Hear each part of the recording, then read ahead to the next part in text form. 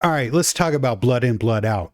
It's a movie that's very near and dear to my heart. I grew up watching this movie, more so grown up watching it. I lived this movie. Listen, I got a Chicano dad and an Armenian mom, so no one knows what the I am. So I can relate to Miklo.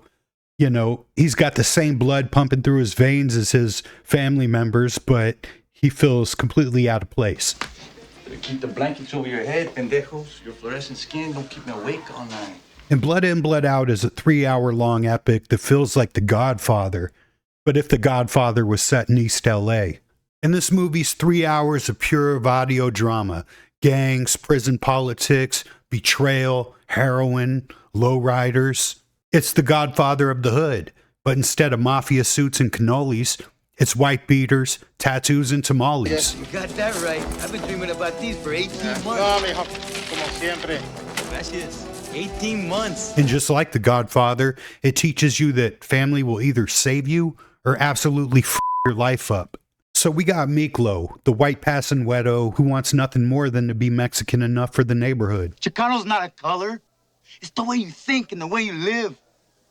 And if you're willing to give up your life for carnal. And then you got Paco, who goes from cholo to cop like the biggest snitch move in history. He's a fucking... Rolly, get in here now! And then you got Cruzito, who could have been the next Pablo Picasso. You paint my picture. But he ends up chasing the dragon and being smacked out on the couch half the movie. And Miklo's the gringo who tries too hard. His whole character is just brown pride on hard mode. This fool comes in looking like the Mexican Eminem and spends the whole movie trying to prove he's down. And the universe is like, oh, you want to be a real gangster? Bet. First thing that happens, boom, he gets shot and sent to San Quentin. No starter pack, no tutorial, just straight to Dark Souls Prison Edition. Blue Eye, Mamacita, look over here, I got something for you. But Miklo, he adapts. This dude levels up in the penitentiary like it's nothing. He starts off getting bullied, then flips the script and becomes El Jefe. The guy literally turns into the godfather of prison. I give my life to you. But instead of a mansion, his empire's a concrete yard full of dudes with face tattoos. But what really keeps this movie going is the cast of side characters. They're the heart and soul of this movie. You got Big Al, Popeye, Smokey. These guys are legendary. Maybe you'd like to swap for some of that tender white meat. You can pay your bets with that. Suave, Al. And honestly, they're my favorite characters in the movie. So when Miklo immediately gets into prison, he comes across another homie with a VL tattoo, and that's Popeye. And Popeye is one of the most entertaining characters in the entire movie. He's basically a pimp of the prison trannies. You got one of the trannies looking like fucking Samuel L. Jackson over here. Oh, how his blue eyes just light right up when he get mad. Leave me alone, man. I thought for the longest time this was Samuel L. Jackson. I was like, damn, man. Times were hard back in the day. And Popeye, man, he's the greasiest, most backstabbing, rat-faced little cockroach in Blood In, Blood Out. This dude is human scum, a walking betrayal, but he's hilarious. He's like the equivalent of your slimy uncle who asks you for $20 and never pays you back. He's like a slimy used car salesman, but in prison. So he takes Miklo under his wing, makes him feel like he's at home. You know, he's got another homie from the neighborhood, and he shows him around.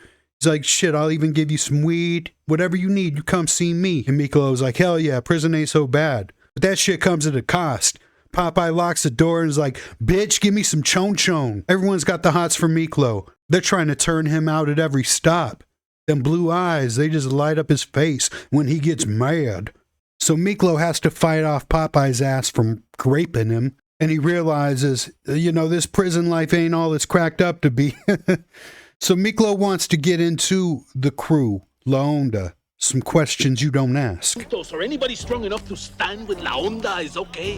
What's La Onda? Some questions you don't ask. But the only way he can get in is he's got to do something big. Especially being a half-white Mexican boy. You can't just get in regular style. You got to get a heavy hitter. So Montana, the leader of the gang, proposes, Miklo, you want to be in La Onda? You got to kill Big Al. I don't want his pork chop, I want his life. I don't want his pork chop. I want his life. So Miklo works as a double agent, puts on his pumps and heels, and acts like a little hoe.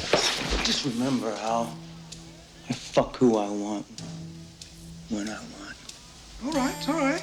Take it easy, it's all right. He's got to get in on the inside and kill Big Al. Big Al's the funniest, most hateable person in Blood In, Blood Out. He's disgusting, racist, predatory, and still one of the most entertaining characters in the whole damn film. Motherfucker!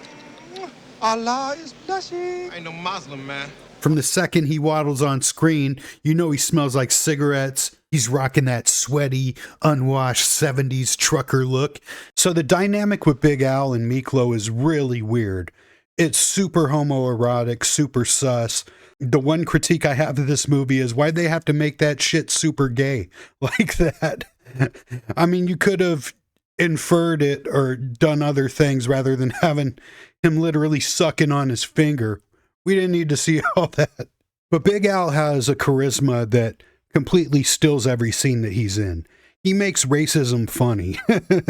You know, all the Mexican jokes he has. Ah, now for my brown brothers.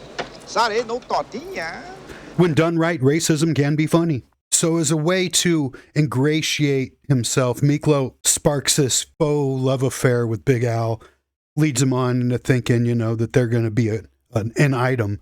So he leads him on for a couple of weeks. He gets inside the mess hall. I guess that's where the real business is handled in the prison. And Miklo sets up Big Al, knifes him in the broom closet, and takes off with the ledgers. Now he's in the gang. And Miklo in the gang, he takes this shit super serious.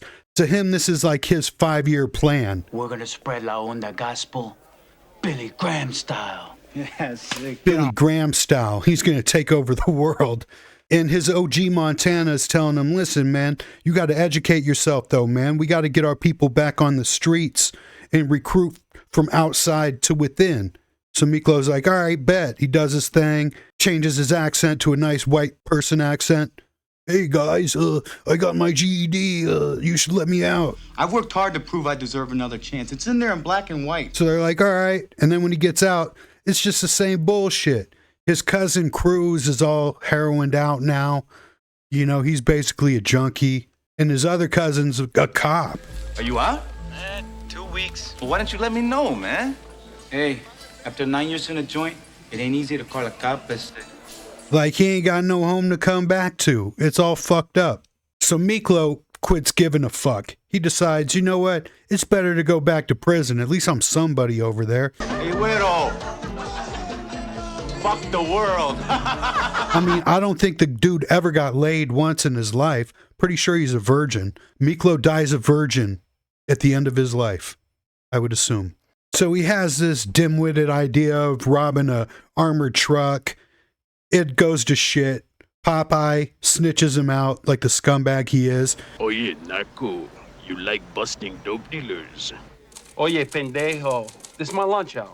Big deal going down tomorrow. The Zodi's on Whittier. And during the robbery, his own cousin, Paco, is the arresting officer. So he's like, yo, you owe me this one, homie. He's like, nah, man, fuck that. And shoots his own cousin. Like, what the fuck? You gonna shoot your own cousin? Let the motherfucker, you know who he is. You know where to find him. Why are you gonna shoot your own cousin? I mean, do it by the book, right? Get out, Poto. You're not my blood. So Miklo ends up back in prison. And honestly, I think he likes it better that way. He's happy as a fucking clam. So when he's back in jail, he starts getting into the drug trade. 11 tons of Colombian weed, 12 keys of heroin, and a pilot that turns state's evidence. And he starts making connections with cats that can supply drugs. But the only thing standing in his way is his OG Montana. We're supposed to protect our people, not destroy them. Look at his arms. He loves that shit more than he loves us. He's trying to get out of that shit. Montana's focused on writing children's books and shit. And the crew, they love him, but they're like, yo, man, homie ain't focused on what's going on, man. We're at war with the polar bears, the Aryan Vanguard, the BGA, Delroy Lindo and shit. So Miklo and Magic come up with the grand scheme to just whack out Montana, get him out the way. A mercy kill, in a sense, for the greater good. And while that happens, they also devise a plan to link up with the black crew to kill off the whites. And once they get that out of the way, they turn on the blacks. It's some real scumbag shit, but it's brilliant. So now that Onda is running the prison system, they come up with a plan to devise more chapters. You got fucking Danny Trejo over here. Geronimo. You want to shine shoes? It's La Onda don't shine shoes. That's right. Onda don't shine shoes. And now Miklo is the boss dog. He's El Jefe. This little white motherfucker became the Don Corleone of the prison system. So, I mean, that's his destiny. He's happy as could be. And honestly, I feel like, in a weird way, as dumb as these fucking guys are, that was like some straight 48 Laws of Power, Machiavellian, The Prince type of shit. So, I do respect that. Miklo had a good mind for the power game. But I love this movie. In a weird, messed up way, it does have a lot of life lessons in it. And growing up with the Chicano family, this movie was like required viewing. My cousin Lori, R.I.P. Lori Lopez, she put me on this back in like 1994. And man, my life has never been the same since. You know, she was living that life that's in this movie, you know what I mean? She was living that life, and unfortunately she went out, you know, how a lot of people go out. But yeah, this movie definitely reminds me of her, man. She hit me to this, and this movie stayed with me my entire life. It's quotable for days. I can just quote this movie to entertain myself for the rest of my life, and I hope you enjoy it. Tell me some of your favorite scenes, your favorite quotes, and if you haven't seen it, then watch it and let me know what you think. But to the rest of you, I hope you have a good night. Be safe and God bless.